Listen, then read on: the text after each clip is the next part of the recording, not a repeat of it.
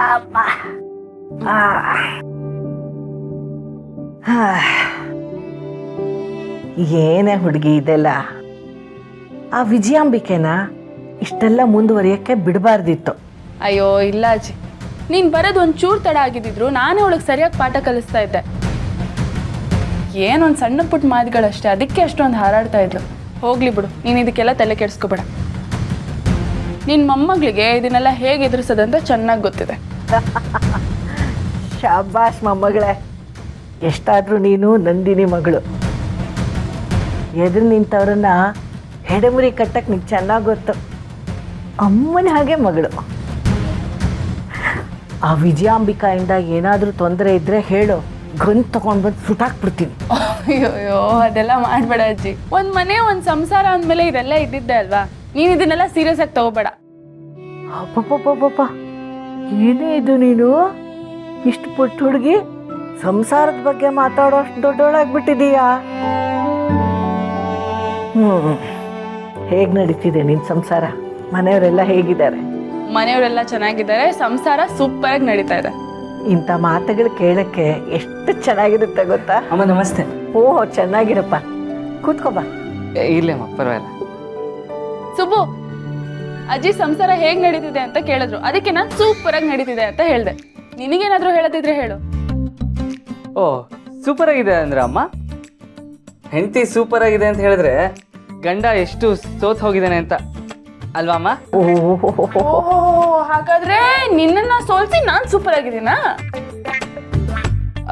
ಅಲ್ವಾ? ಮತ್ತೆ ಸಂಸಾರ ಅಂದಮೇಲೆ ಒಬ್ರು ಸೋಲ್ಲೇಬೇಕು, ಒಬ್ರು ಗೆಲ್ಲೇಬೇಕು. ಅದರಲ್ಲೂ ಗಂಡ ಸೋಲ್ಬೇಕು, ಹೆಂಡತಿ ಗೆಲ್ಲಬೇಕು.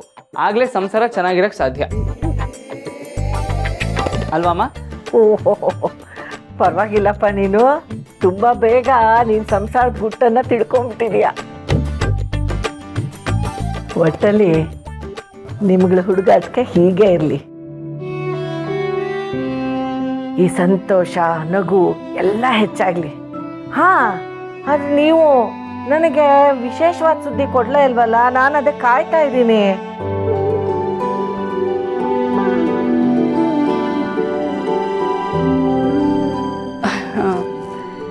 ಸದ್ಯಕ್ಕೆ ಅಂಥದ್ದೇನಿಲ್ಲ. ಹಾಗೇನಾದ್ರೂ ಇದ್ರೆ ನಿನಗೆ ಮೊದಲು ಹೇಳ್ತೀನಿ.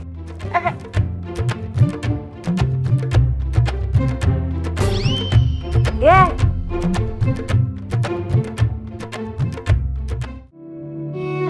ಈ ಹುಡುಗರನ್ನ ಇನ್ನು ಹೀಗೆ ಬಿಟ್ರೆ ಹುಡುಗಾಟ ಆಡ್ಕೊಂಡೇ ಇದ್ದು ಬಿಡ್ತಾರೆ. ಆಮೇಲೆ ನಮ್ಮ ವಂಶ ಬೆಳೆಯೋದು ತಡ ಆಗ್ಬಿಡುತ್ತೆ. ಇವರಿಬ್ರಿಗೂ ಸರಿಯಾಗಿ ಬುದ್ಧಿ ಹೇಳಬೇಕು.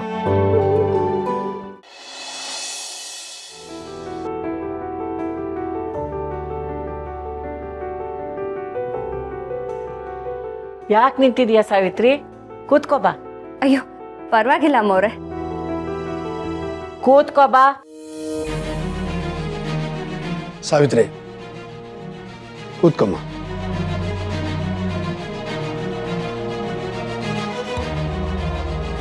ಬಸ್ರಿ ಹೆಂಗ್ಸು ನೀನು, ಹೀಗೆಲ್ಲ 3 ಹೊತ್ತು ನಿಂತಿರಬಾರ್ದು. ಹೇಗೆ ನೋಡ್ಕೋತಿದ್ದ ನಿನ್ ಗಂಡ?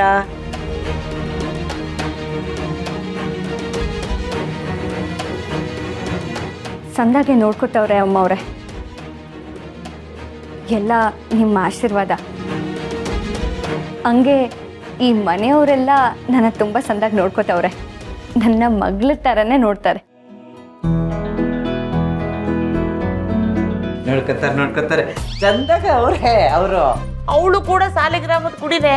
ಕೆರೆಯ ನೀರನ್ನು ಕೆರೆಗೆ ಚೆಲ್ಲಿ ವರವ ಪಡೆದವರಂತೆ ಕಾಣಿರೋ ನಂಗೆ ಅಲ್ಲಿಂದ ಇಲ್ಲಿಗೆ ಬಂದಷ್ಟೆ. ಈ ದೊಡ್ಡ ಮನೆಯವರ ಮನಸ್ಸು ತುಂಬಾ ದೊಡ್ಡದು ಅಮ್ಮೋರೆ.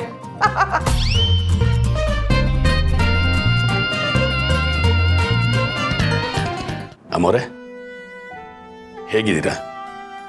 ನೀವು ಇಲ್ಲಿಗೆ ಬಂದು ತುಂಬ ದಿನ ಆಯಿತು. ನೀವು ಈ ಮನೇಲಿದ್ದರೆ ಇಡೀ ಮನೆಗೆ ಬೆಳಕು ಚೆಲ್ದ ಹಾಗೆ. ಮನೇಲಿ ದೈವ ಕಳೆ ಇರುತ್ತೆ.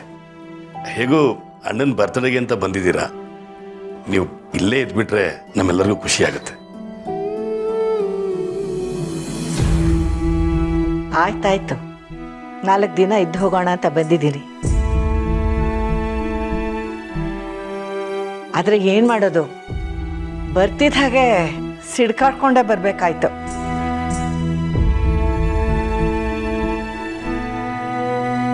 ಅಮ್ಮೋರೆ ಮನೆ ಅಂದಮೇಲೆ ಎಲ್ಲ ಇದ್ದಿದ್ದೆ ಅಲ್ವಾ ಅಮ್ಮೋರೆ, ಅದನ್ನೆಲ್ಲ ಮರ್ತು ಬಿಡೋಣ ಬಿಡಿ.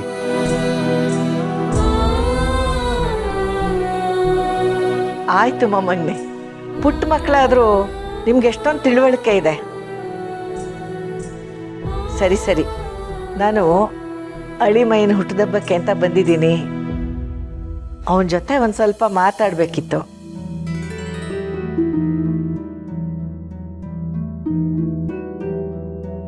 ಎಲ್ಲರೂ ಅವಕಾಶ ಮಾಡಿಕೊಡ್ತೀರಾ?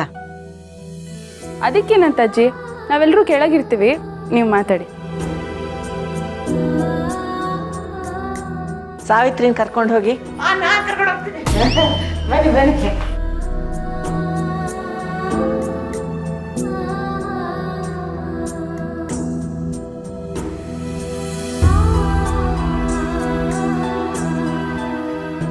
ತಗೋ, ಇದೇ ನಿನ್ನ ಹುಟ್ಟಿದಬ್ಬಕ್ಕೆ ನನ್ನ ಉಡುಗೊರೆ. ಇದೇನಪ್ಪ, ಚೆನ್ನಾಗಿ ಓಡಾಡ್ಕೊಂಡಿರೋ ನನಗೆ ವಾಕಿಂಗ್ ಸ್ಟಿಕ್ ಕೊಡ್ತಿದ್ದಾಳಲ್ಲ ಅಂತ ಅಂದ್ಕೊಂಡಿದೀಯಾ? ಇದು ನನ್ನ ಗಂಡ ಅಂದರೆ ನಿನ್ನ ಮಾವ ಗಂಗಾಧರ ಮೂರ್ತಿಗಳು ಬಳಸ್ತಾ ಇದ್ದಿದ್ದು ವಾಕಿಂಗ್ ಸ್ಟಿಕ್.